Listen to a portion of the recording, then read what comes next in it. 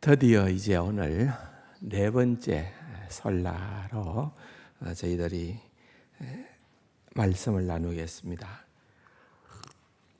먼저 디모데후서 3장에 있는 말씀을 한 군데 읽도록 하겠습니다. 13절입니다.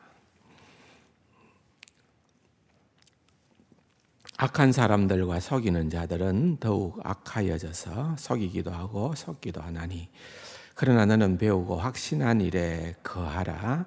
너는 내가 누구에게서 배운 것을 알며 더 어려서부터 성경을 알았나니, 성경은 능히 너로 하여금 그리스도 예수 안에 있는 믿음으로 말미암아 구원에 이르는 지혜가 있게 하느니라. 모든 성경은 하나님의 감동으로 된 것으로 교훈과 책망과 바르게 함과 의로 교육하기에 유익하니, 이는 하나님의 사람으로 온전하게 하며 모든 선한 일을 행할 능력을 갖추게 하려 함이라. 아멘. 16절에 있는 말씀, 모든 성경은 하나님의 감동으로 된 것이다.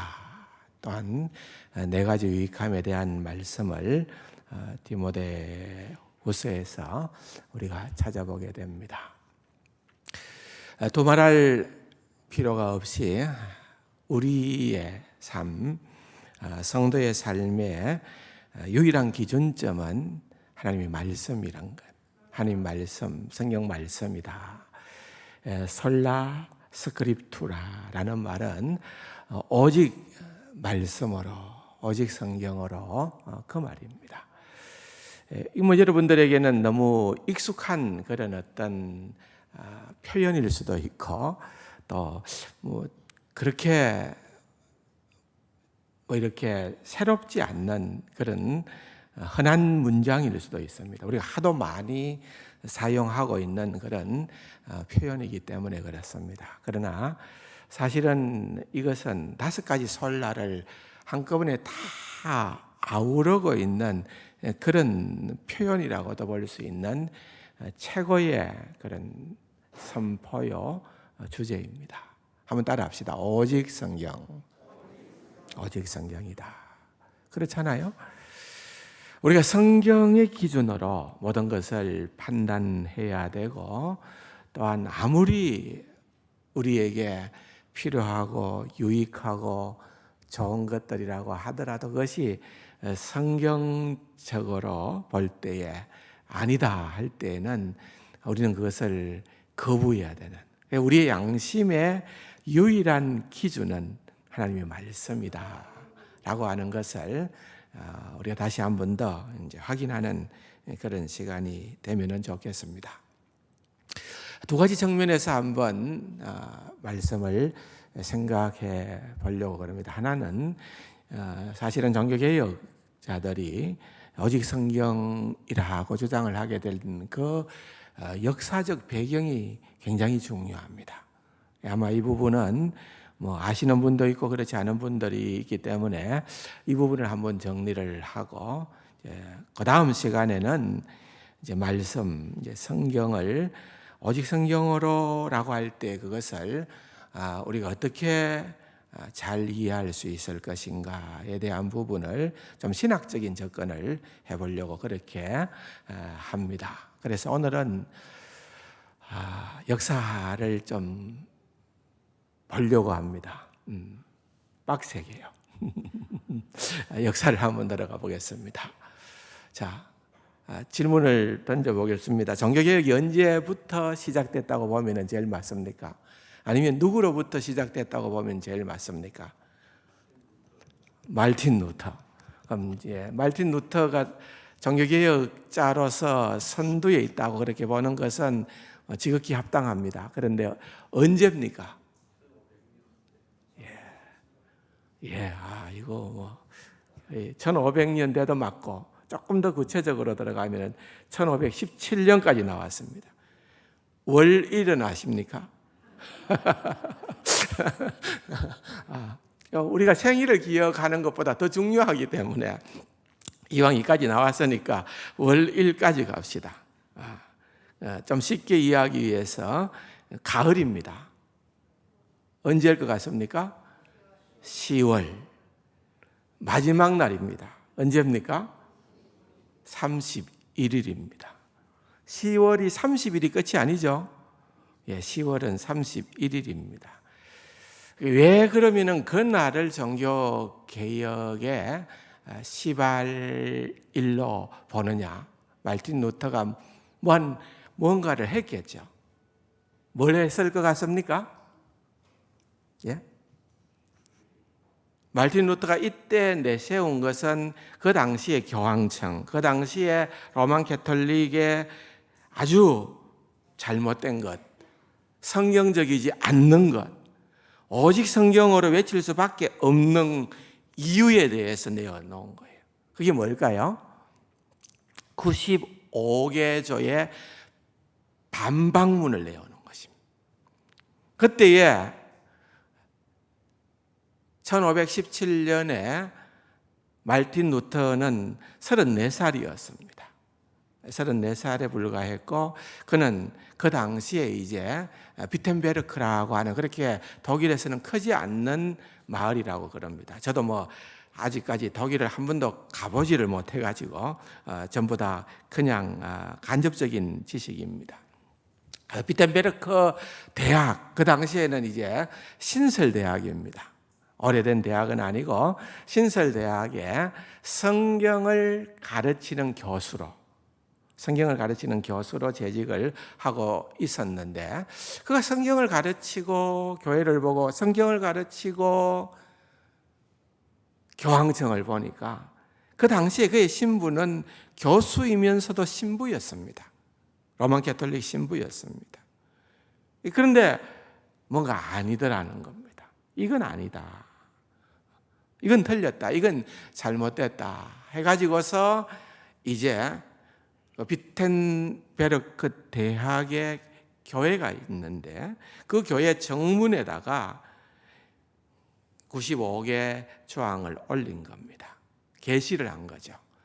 근데 이것은요, 특별한 게 아니고 그 당시에 흔한 그런 어떤 일들이었습니다. 예를 들어서 학자들이 자기가 주장하는 생각은 이런데 이 생각에 대해서 당신들도 동의를 하느냐 또는 당신들은 다른 의견을 가지고 있느냐 그런 디베이트 하는 거죠. 논쟁을 함에 있어서 그냥 게시물을 올려놓는 겁니다. 게시물을 올려놓으면은 거기에 대해서 가타부타 여러 가지 이제 얘기들을 할 수 있는 그런 어떤 공청회가 되든지 어떻든지 장이 펼쳐지는 겁니다. 그러니까 뭔가 지금 말틴 루터는 내가 지금 어떤 큰 역사적인 사명을 가지고 이 교회를 무너뜨려야 되고 교황청을 뒤집어 놓아야 되고 이렇게 하려고 하는 의도가 아니라 단지 이 부분에 대해서 한번 논의를 했으면 좋겠다 하고 올린 겁니다. 왜 그것을 알 수 있는고 하면은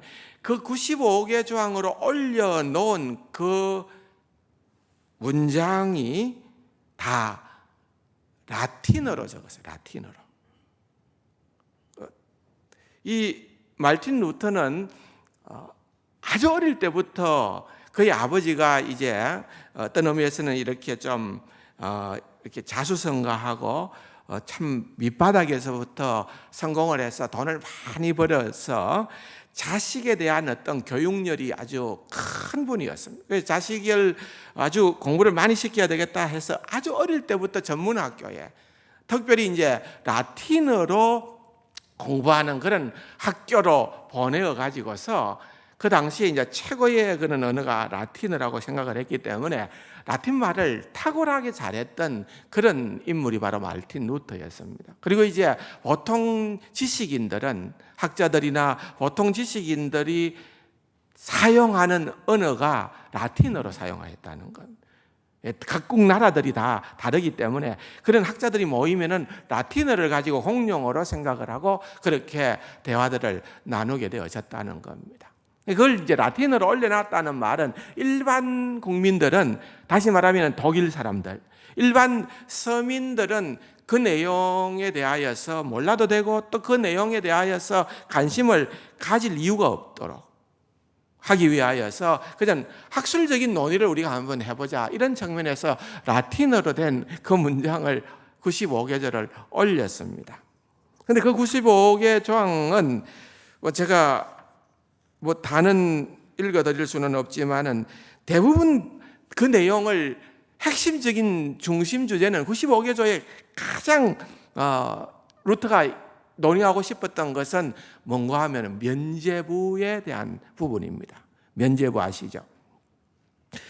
당시에는 성 베드로 성당을 건축을 해야 되는데 그게 너무 많은 돈이 들기 때문에 로마 교황청에서 면죄부를 판매를 했습니다.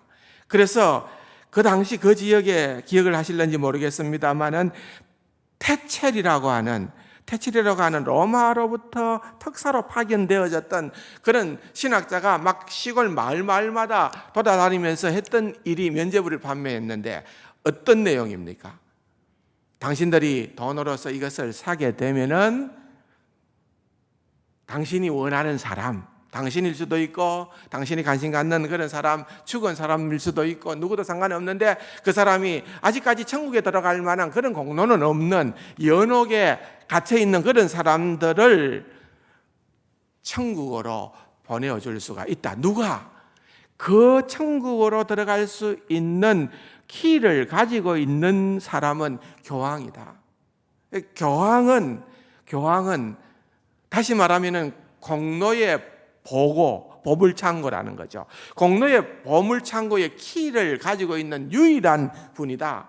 그래서 당신이 그것을 면죄부를 사게 되면은 교황이 공로의 보고를 열어서 거기에 잉여 공로가 있다. 다시 말하면 남은, 그러니까 어떤 사람이 내가 구원을 얻는데 내가 천국을 가는데 필요 이상의 공로를 쌓은 사람이 있다는 거예요. 그런 사람들을 분류하기로 예를 들어서 마리아도 또는 성 프란시스코도 또 성 토마스도 하여튼 자기들이 생각하는 많은 그런 성인들이 있고 성 가족들이 있는데 그들은 적선을 해놓았다는 거예요. 미리 자기들은 갖지만은 그러나 필요 이상의 그런 어떤 공로들을 놓아둔 그 창고가 있는데 그 창고의 열쇠를 열고서 그걸 갖고 공로를 나누어 공급해 줄 수 있는 유일한 분은 교황이다. 그래서 면죄부를 사라. 테첼이 그렇게 막 농민들을 호도하고 다녔다는 거죠. 말틴 루터가 볼 때는 이건 아니다. 그가 생각하고 있는 성경에는 어떤 그런 근거도 없다라고 생각을 해서 이거에 대해서 한번 우리가 논의를 하자라고 올린 것이 바로 95개 조항의 반박문의 가장 중심이 되는 그러한 내용들이었습니다. 그런 내용으로 그것을 올린 거예요. 예를 들면은 비텐베르크 대학의 교수인 말틴 루터 신부는 진리를 사랑하고 진리를 밝히려는 소망으로 아래와 같이 성명서를 발표합니다. 그리고 이 성명서에 관해서 대학 안에서 토론하고자 합니다. 토론 장소에 참석할 수 없는 분은 문서로 의견을 보내주시기를 바랍니다. 우리 주님 예수 그리스도의 이름으로 아멘. 이런 식으로 글을 서론을 올리고 95개 조항을 올린 거예요. 그런데 여기에 돌발 변수가 생기게 된 거예요. 예상하지 못했던 일이 일어나게 되었는데 그 제자들이, 학생들이 루터의 허락을 받지도 않고 몰래 그것을 다 독일어로 번역을 해서 그것을 인쇄를 해버린 거예요. 그래가지고선 독일 전역에다가 이것을 뿌리기 시작한 거예요. 여러분들 잘 아시는 것처럼 1517년 이때는요, 마침내 그 지역에 인쇄술이 굉장히 발달되어져 가던 시기였습니다. 왜냐하면 1400년대 중반에 구텐베르크라고 하는 곳에서 인쇄할 수 있는 그 기술이 개발되어졌습니다. 그래서 나보로든 뭐든 이래 가지고서 인쇄 기계를 만들기를 시작했고 그 인쇄 기계를 만들어 가지고서 제일 처음으로 만든 책이, 그러니까 그 전에는 무엇이었다는 거예요? 1400년도 중반까지는 모든 문서는 다 필사를 했다는 거예요. 기록을 해서 그것을 보존하고 전달하고 논의를 했는데 이제부터 본격적으로 인쇄술이 되어서 책이 나오기 시작하는 거예요. 제일 첫 번째 만드는 책이 라틴어로 만든 성경인 거예요. 라틴어로 만든 성경을 인쇄소에서 출판을 하게 되어졌는데 기록에 의하면은 5년 동안 그렇게 출판을 해서 5년 동안 발간한 라틴어 성경책이 지난 1000년간 필사한 성경책의 수보다도 많게 되었다. 그러니까 이게 무슨 말인가 하면은 이제는 막 굉장히 이것이 퍼지게 됐다는 거예요. 보급됐다는 거예요. 그러니까 이게 무슨 유익이 있는가 하면은 하나님께서 그때를 활용하신 거죠. 그래서 인쇄업이 되니까 순식간에 이 주장이 말틴 루터가 했던 이 주장이 번역이 되고 이것이 인쇄소를 통하여서 독일 전역으로 보급이 되어 버리니까 사람들이 굉장히 공감을 하는 거예요. 와, 루터가 맞네. 루터의 주장은 생각해 볼 만한 가치가 있네. 그러니까 말도 하지 않아도 거기에 서서히 동조자들이 많게 되어지고 그로 인해 가지고 면죄부를 사는 일이 뚝 떨어지는 거예요. 이제는 전에는 그냥 이러다가 말겠지 그렇잖아요. 찻잔 속에 태풍 이런 거 있죠. 그래서 그냥 이러다가 말겠지 하고 끝나버릴 수밖에 없는 사건인 줄로 무시를 했는데 교황청에서 아니더라는 거. 이게 자꾸만 유럽 전역으로 이런 부분들이 확산되어져 가는 그런 상황이 벌어지게 된 것입니다. 결국은 이렇게 되어지니까 당황한 로마 교황청에서는 이제 소환을 하는 거예요. 소환. 말틴 루터를 소환하는 거예요. 근데 말틴 루터가 그 로마 교황청으로는 가기가 어려운 거예요. 왜? 과거에 어떤 전력이 있었는가 하면은 약 100년 전으로 또 거슬러 올라가 보면은요. 체코 공화국. 그 당시에 체코, 옛날에 체코슬로바키아 그랬나요? 거기에 프라하라고 하는 곳. 거기에 얀 후스라고 하는 대단한 인물이 있습니다. 여러분들이 혹시 들어보셨을 겁니다. 얀 후스라는 분이 후스. 이분은 29세에 워낙 뛰어나가지고 그 당시에 이제 프라하라고 하는 것도 중부 유럽의 아주 중심되는 도시였고 문학과 교육의 그런 어떤 유명한 도시였대요. 근데 그 프라하 대학에 29살에 철학부 학장을 하고 조금 더 지나서 37살이 되던 때에는 그 유명한 굉장히 명문대학이었단 모양입니다. 그 프라하 대학의 총장이 됩니다. 그러나 말하자면 학자로서의 최고봉에까지 이르게 된 것입니다. 그런 후서였지만은 그의 생애의 하나의 전환점이 되어졌던 사건은 무엇이었는가 하면은 그가 잔 위클리프라고 하는 영국의 신학자의 그 책을 읽으면서 도전을 받게 되는 겁니다. 그 위클리프의 사상은 진리는 오직 하나님의 말씀으로부터 비롯되어진다라고 하는 그 주장을 했던데 존 후서가 이제 그것을 보면서 그가 절대적으로 공감한 거예요. 그 당시에는 모든 진리의 기준은 교황청에 있었습니다. 또 교황청의 힘이 좀 세면은 교황청에 있었고 교황청보다 교회의 힘이 더 막강해지면은 교회의 공의회의 결정들이 있습니다. 많은 결정사항들이 있었잖아요. 그런 교회 결정사항들의 그것이 어떤 의미에서는 절대적인 진리로 간주를 받고 있었던 그런 시대에 잔 후서는 그 당시에 독일의 남부지방에 있는 콘스탄스인가 하여튼 잘 모르겠어요. 가보지도 않았으니까 그 지역에 있는 이 종교회의에 초청을 받은 겁니다. 어떤 의미에서 말하면 소환된 거지요. 그래가지고는 소환을 당에서 자기 주장도 제대로 펼쳐보지 못하고 그 당시에 종교회의를 통하여서 순식간에 이단자가 되어지고, 왜? 그 당시에 잘못된 것을 지적했다는 것 때문에 이단자가 되어지고, 그 당시에 이단자가 되어지면 어떠한 법적인 보호도 받지 못하는 일들로 말미암아서 투옥가 된과 동시에 곧 이어서 화형에 처하게 되어졌습니다. 100년 전의 사건입니다. 그래서 그때 100년 전의 사건에 얀 후스가 죽게 되면서 그 나름대로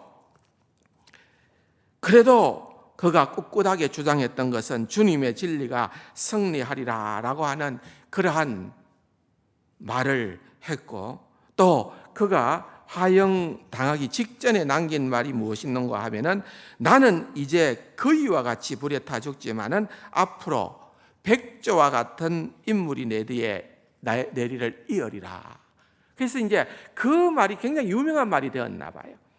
그래서 독일 사람들은 바로 루터가 바로 그 백조, 거위가 아니라 백조라고 생각을 했다는 겁니다. 그런데 그 백조가 지금 또 거위가 될 수도 있는, 화형을 당해서 죽을 수도 있는 그런 어려움이 있으니까 그것은 어떻게든 막아야 되겠다는 그런 마음들이 있었던 거지요.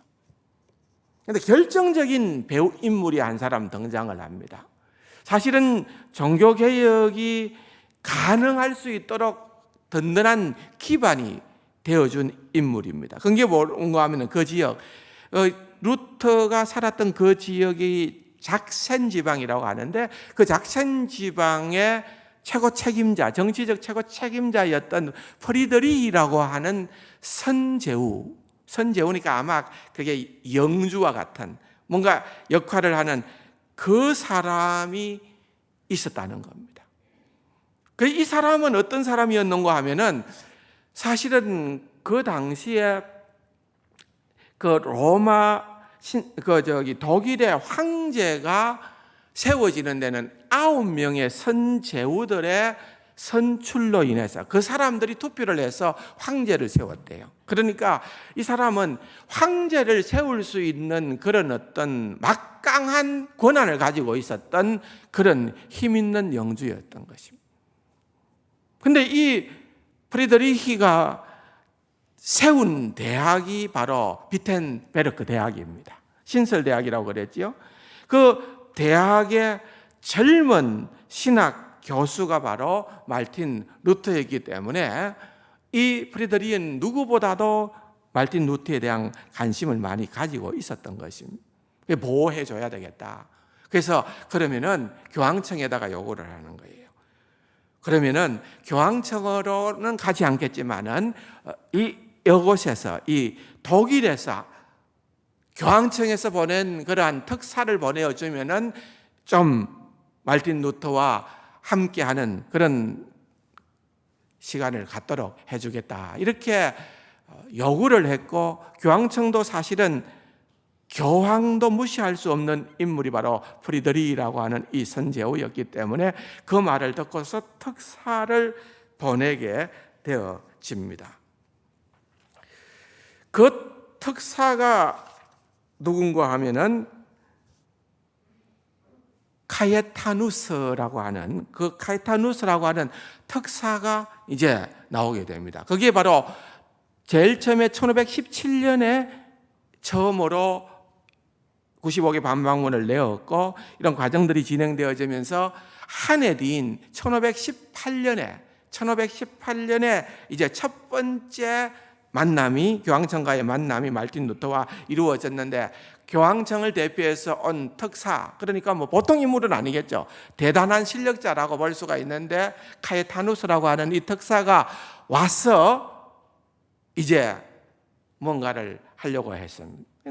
나름 이제 마르틴 루터는 어떤 기대감을 가지고 있는가 하면은, 내가 디베이트 한번 해보겠다. 내가 토론을 해서 내가 이 논쟁에서 내가 나름대로 가지고 있는, 내가 지금까지 생각하고 있는 이런 것들을 가지고서 한번 개혁을 이루어 볼 수 있는 그런 장이 내게 주어지겠구나 생각을 해서 딱 갔는데, 어떤 얘기도 하지 못하게 하고, 그가 얘기하는 것은 그대는 내 질문에 답변하기 위하여 내가 여기에 왔고 그대가 내 질문 따라서 철회합니다라고 말하지 않고서는 나는 만족할 수 없다. 다시 말하면은 잔소리하지 말고 네가 그렇게 헛소리한 거 다 거두어드리고 그 모든 것 다 취소합니다. 그 모든 것 다 철회합니다. 라고 해야만 나는 만족하고 안심하고 교황청으로 들어가서 자세하게 상황 보고를 해주겠다. 네 편이 돼주겠다. 이렇게 얘기를 하는 거예요. 거기서 많은 그런 어떤 얘기가 오고 갔겠지요. 내가 거기에 동의할 수가 없다는 거죠. 말틴 루터는 당신의 말을 내가 동의할 수 없고 내가 주장했던 이 모든 주장을 철회할 수가 없다. 사실 누구를 건드린 겁니까? 결코 건드리면 안 되는 성역 중에 성역이 누굴 것 같아요? 교황 아니겠어요? 교황. 그 당시에 교황은 거의 신적인 존재라고도 볼 수가 있는 겁니다. 그런데 사실은 교황 무어설이 그들의 어떤 종교회의에서 결판나고 선언되어진 것은 1870년 교황 비오 8세 때 바티칸 공의회를 통하여서 교황 무어설이 처음으로 정해졌습니다. 그러니까 1870년이니까 그보다 한참 뒤의 일이잖아요. 그런데 그것은 이제 최종적으로 그렇게 선언되어진 것이지 사실은 그렇게 19세기에 정의되어졌지만은 교황은 무오하다. 교황은 어떠한 잘못도 없다. 교황만이 성경을 바로 읽고 바로 해석할 수 있는 유일한 사람이다. 교황만이 우리를 천국으로 인도할 수 있는 유일한 사람이다. 이렇게 주장하는 이 교황 무오설에 대하여서 일찍이 모든 가톨릭 교회와 신자들은 그것을 수용하고 받아들이고 있었습니다. 그러므로 16세기의 종교개혁 시대에 그것도 새파란 젊은 사제이자 교수였던 말틴 루터가 교황을 건드린다는 것은 이건 어마어마한 일이었던 거죠. 공로의 보고가 잘못됐다. 그 배경에는 면죄부다. 그 배경에는 교황이 있다. 그렇게 주장을 하니까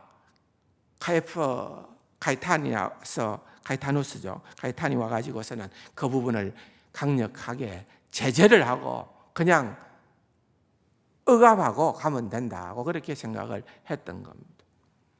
거기 잘 성공하지 못한 거죠. 말틴 루터가 계속해서 그와 같은 일들을 진행을 하니까 그 다음에 1519년대 두 번째 특사를 내어보내는데 그게 바로 존 에크라고 하는 이 사람은 그야말로 진짜 자기들이 최고의 로만 가톨릭 신학자라고 주장하는 그런 인물이 바로 이 존 에크라고 하는 당대의 신학자였습니다. 적어도 이 사람이 가면은 젊은 사제였던 말틴 루터는 기가 죽을 거다 그렇게 생각을 해서 이 존 에크를 라이프치히로 보냅니다.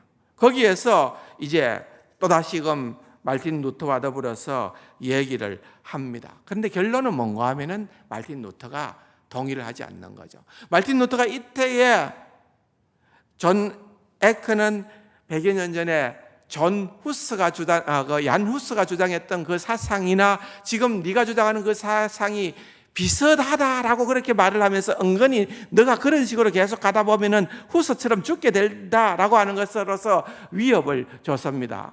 그런데 오히려 말틴 루터는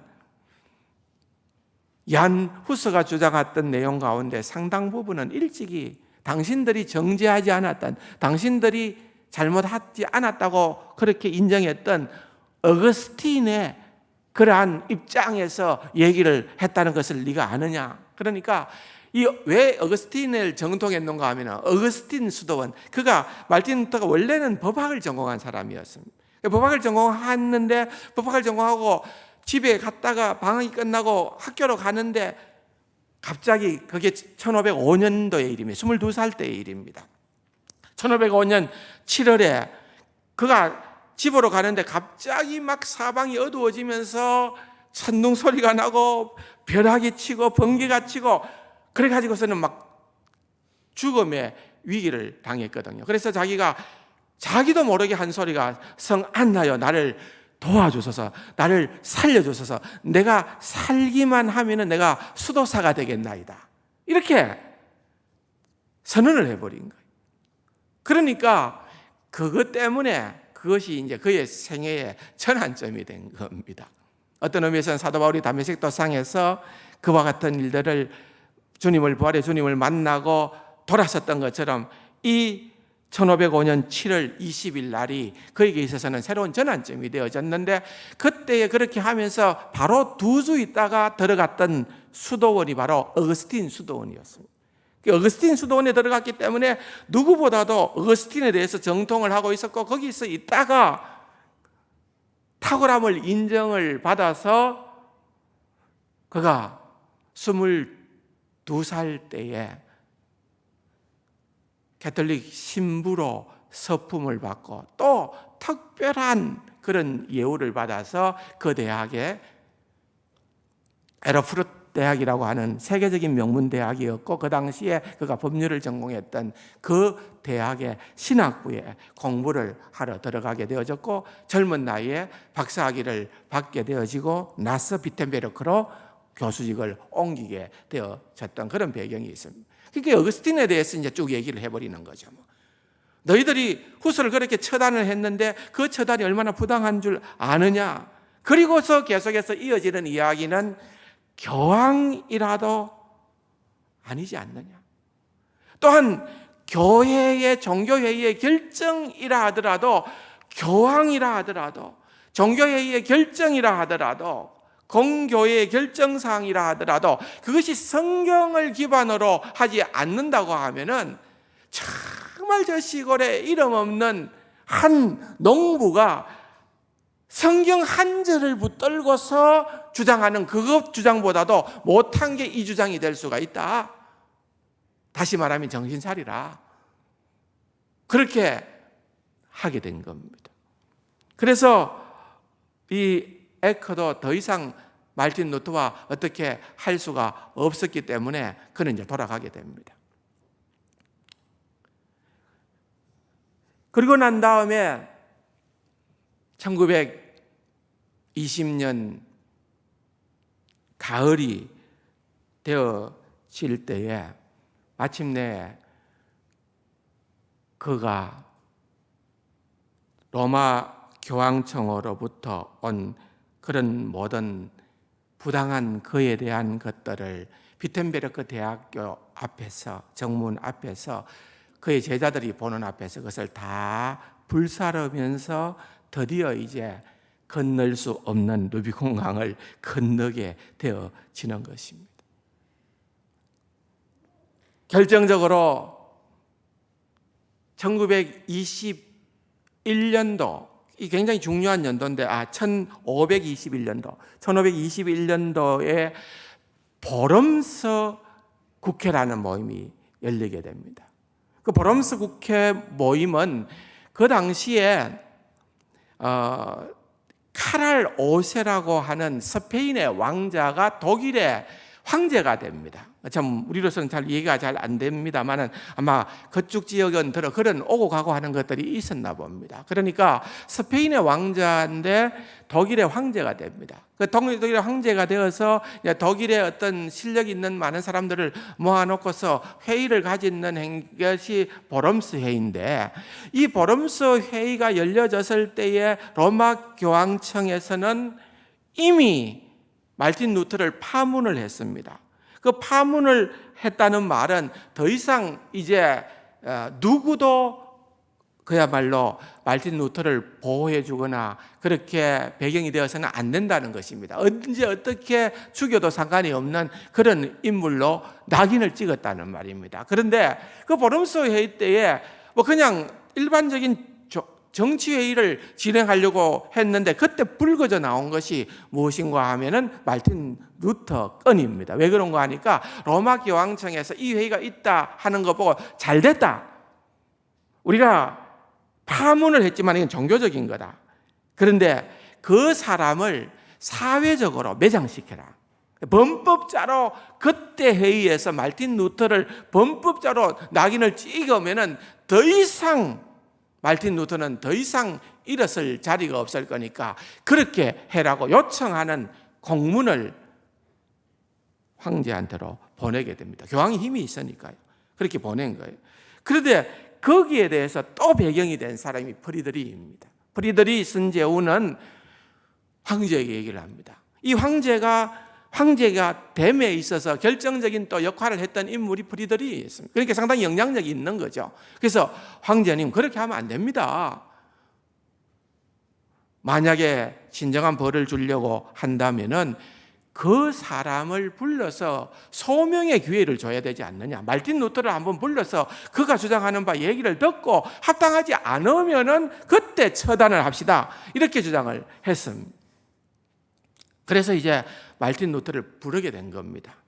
말틴 루터를 부르게 되어서 말틴 루터가 드디어 이 브람스에 가게 되고 브람스에 가서 정말 거기에서도 여전히 자기의 주장을 끝까지 그가 고집을 하게 되고 그렇게 얘기를 하는 것입니다. 그러므로 그가 주장하는 것은 누구도 아니라는 거예요. 교회의 결정사항도 아니고 교황의 그런 어떤 지시적 선언도 아니라는 것입니다. 그가 이런 얘기들을 계속하는 거죠. 저는 공의회가 오류를 범한 적이 있고 범할 수도 있으며 저는 공의회가 새로운 신조를 세울 권한이 없다고 주장합니다. 그렇게 얘기를 하는 겁니다. 성경으로 무장한 편신도는 성경이 없는 교황이나 공의회보다도 믿을 만합니다.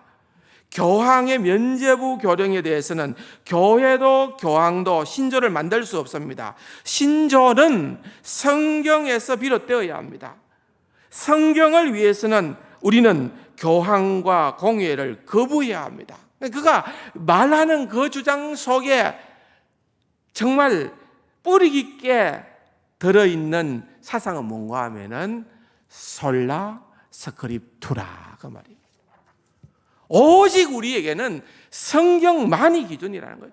신조를 만들 수 없다는 게 아닙니다. 신조를 만들 수도 있고 공의회가 결정을 할 수도 있습니다만은 그것이 성경을 근거로 하고 있느냐? 그거 아니면은 우리는 그것을 인정할 수 없다라고 그렇게 하는 거예요. 그러니까 그가 소집되어 갔을 때 그 앞에 어떤 일이 펼쳐졌는가 하면은 그가 보름스 회의에 가니까 그가 그 회장에 들어가니까 앞에 눈에 익숙한 책들이 산더미처럼 쌓여 있는 겁니다. 그 책이 다 말틴 루터가 저술한 책들입니다. 그 책들을 다 사두는 거예요. 그러면서 두 가지 질문을 합니다. 이 책의 내용들을 이 책을 네가 저술했느냐? 말틴 루터가 얘기하기로 이 책뿐 아니라 더 나머지 다른 책들도 많이 있습니다. 내가 다 저술했습니다. 두 번째 질문은 뭔가 하면은 이 책에서 주장하는 바 그 내용을 철회할 수 있느냐? 여러분 말틴 루터가 어떻게 했을 것 같습니까? 나는 철회할 수 없습니다. 나는 철회할 수 없습니다. 이렇게 대답을 하는 겁니다. 성경으로 또는 명백한 논리로 제가 설득되기 전에는 나는 내 입장을 철회할 수 없습니다. 제 양심은 하나님께 사로잡혔고 양심에 반해 행하는 것은 옳지도 않고 안전하지도 않기 때문에 그렇습니다. 저는 제 입장을 고수합니다. 주여, 도우소서. 다른 방법은 없습니다. 솔라 스크립투라라는 말입니다. 오직 하나님만이 양심을 절대적으로 주관하고 그 기준은 말씀이라는 것입니다. 그렇게 얘기를 함으로 말미암아서 사실 인간적으로는 더 이상 말틴 루터는 주변에 수많은 그를 죽이고자 하는 수많은 사람들에게 무방비로 노출되어지는 그런 그야말로 막다른 골목에 들어가게 되어지고 그 1521년 브람스 칙량이라고 하는 그야말로 아주 유명한 브람스 칙량이라고 하는 거기에서 더 이상 파문과 동시에 범죄자로 범법자로 말틴 루터를 규정하게 되어지는 그러한 역사적인 사건이 일어났던 것이 바로 그때의 일입니다. 사랑하는 성도 여러분, 여기까지만 하십시다. 더 뒤에 풍성한 내용들이 있습니다만은 그 부분들까지 얘기를 못 하겠고요. 아무튼 말틴 루터는 끝까지 그가 붙들었던 것은 그야말로 그의 양심은 오직 하나님의 말씀에서 절대적으로 타협하거나 양보하지 않겠다 그것입니다. 그런 우리의 믿음의 선배들이 있었기 때문에 여러분, 결국은 그런 선배들의 열매들로 말미암아서 약 125년이 지난 시기에 여러분, 그야말로 수많은 신학자들이 5년 6개월 22일이라고 하는 기나긴 세월 동안 2,000문 가까운 회의와 소모임을 갖고 난 다음에 산출해 놓은 것이 웨스트민스터 신앙 고백서 소요리 문답, 대요리 문답입니다. 거기에서 여러분, 우리가 알 수 있는 것은 제1장, 신앙고백서가 총 33장으로 되어 있는데 그 제1장이 성경에 대해서, 웨스트민스터 신앙고백서 1장이 성경에 대해서에 대한 그러한 내용을 정리를 해놓고 있는데 거기에 쭉 내려가서 내용을 읽어보면 어떤 종교적인 분쟁이나 모든 회의의 결론이나 옛날 성경 해석자들의 어떤 의견이나 사람들의 교훈이나 영들을 검토하여 시험하는 데 있어서 최고의 심판자는 성경으로 말씀하시는 성령님이시다. 그의 판결에는 누구든지 순종해야 한다. 그렇게 결론을 내리고 있는 것입니다. 사랑하는 성도 여러분, 정말로 이와 같은 일들은 너무나도 중요한 일들입니다. 그 당시에 종교개혁자들뿐 아니라 그 당시에 말틴 루터가 성경에 대하여서 그것을 오직 유일한 우리의 삶의 기준으로 생각을 하고 그가 브람스 종교회의를 끝나고 이제 그때부터는 이제 답이 없는 인생입니다. 그런데 그 순간에 어떤 소문이 들렸는가 하면 그가 회의장을 빠져나왔을 때에 누군가 괴한들에 의해서 납치되어서 그의 생사를 알 수 없다라고 그렇게 소문이 났었는데 알고 보니까 그러한 상황들을 미리 예견했던 프레드리히 그 선제후가 그런 어떤 자기 부하들을 데리고서 납치를 한 거예요. 실제적으로 이제 불안당을 가장하여서 납치를 해요. 그 교황을 대들 수는 없으니까. 또 이 말틴 루터를 보호했다는 것이 드러나면 자기도 절단나니까 실제 납치극을 했던 것처럼 그렇게 해서 안전한 장소로 말틴 루터를 피신시켜서 8개월 동안 숨겨줬습니다. 그 8개월 동안 숨어있는 도중에 말틴 루터는 또 많은 글들을 적게 되어지는데 그 가운데 12주 동안 한 것이 무엇인가 하면은 그 당시에까지는 없었어요. 신약 성경을 독일어로 번역하는, 그 당시에 독일 사람들은, 일반 서민들은 그들이 가지고 있는 성경은 읽지도 못하는 라틴 성경밖에 없었습니다. 그 말은 무슨 말인가 하면 너희들은 성경을 보지 말라는 거예요.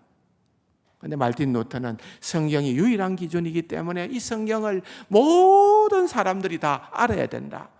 그래서 말틴 루터가 번역한 성경, 말틴 루터의 독일어 성경 번역본이 얼마나 탁월한 성경인지 지금도 독일 사람들에게 애용되어지는 그러한 성경이라는 거예요.